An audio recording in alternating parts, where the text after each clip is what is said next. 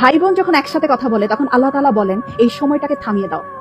আমি খুব অবাক হয়েছিলাম এই হাদিসটা শুনে। আচ্ছা, ভাই বোন কথা বললে ফেরেশতাদেরকে আল্লাহ কেন সময় থামিয়ে দেওয়ার কথা বললো?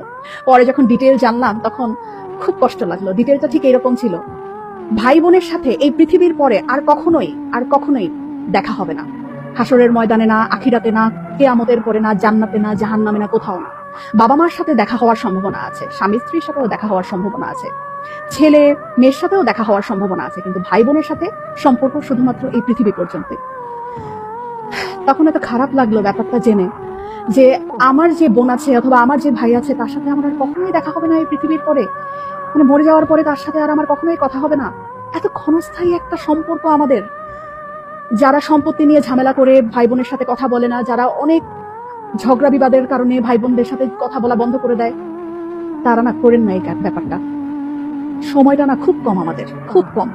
এত কম সময় নিয়ে আমরা পৃথিবীতে এসেছি এবং এই কম সময়ের মধ্যে আমরা আবার কলুষতা, আমরা আবার ঝগড়া বিবাদ এরকম করে আমাদের এত কাছের এত আপন একটা মানুষ, একই পেটের মায়ের পেটের বোন, মায়ের পেটের ভাইয়ের সাথে কথা বলা বন্ধ করে দিলাম।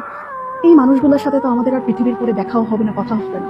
কি দরকার মনে এত কষ্ট রেখে? ভুলে যাই না সব, ভুলে যাই। অল্প একটু সময়ের ব্যবধান, তারপরে সব নাই, শেষ।